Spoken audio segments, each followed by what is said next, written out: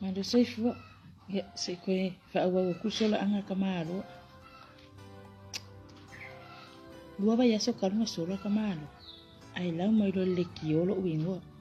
Wa uala kiri se ia te roa. O whapia karo sia ya o wangi i o ngai roa. A woi viri mai fai mai o ia wake. Wa whaalongo wa ue maro le se. O whai aku le. Angai whaalongo longo le pisifu ingalo le mei mei. Awa ako e o ma. O lunga i ungo le mele.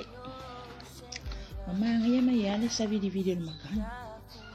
Ai o fiu le whaalongo se leo hani. Kalo fai le masu o langa kangi.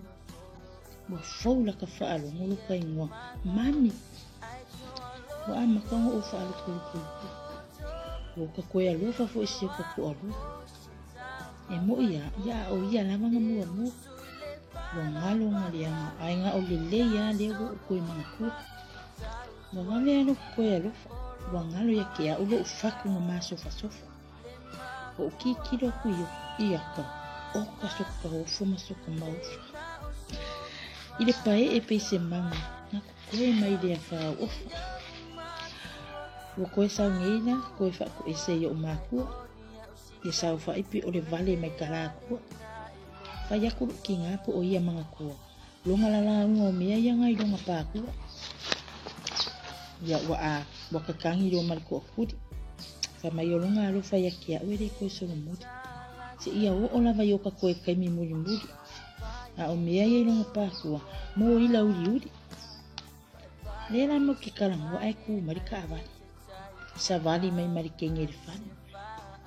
Ula o kamala le use ese e kua makarikale. Ai fai mai le kengi o haunga usawi a ia ngali.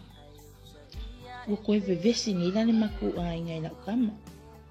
Whaali mai le kengi malanga mama. Ia mako ngofu mara malama. O longa ko alua whaai poipola o lua vai a sol la mafukama. Ua koe ki ngā mai lo whai ai. Ma o loi maka wa maringi whaavai. Lika maa longa o wa lo whai ai. Ai pili e ula maa ngā mea ia wa tiani mai. Mea nane e maua le reko. Tango kua i maka. Waki le ngala popo. Maua loe o kua ngangi fasi wha amo amo. Leko e maua se ko alua. Ngā ore ku ke e whai kako. Ia. Se mo koe wha uma. I whiak whi au manuele aso.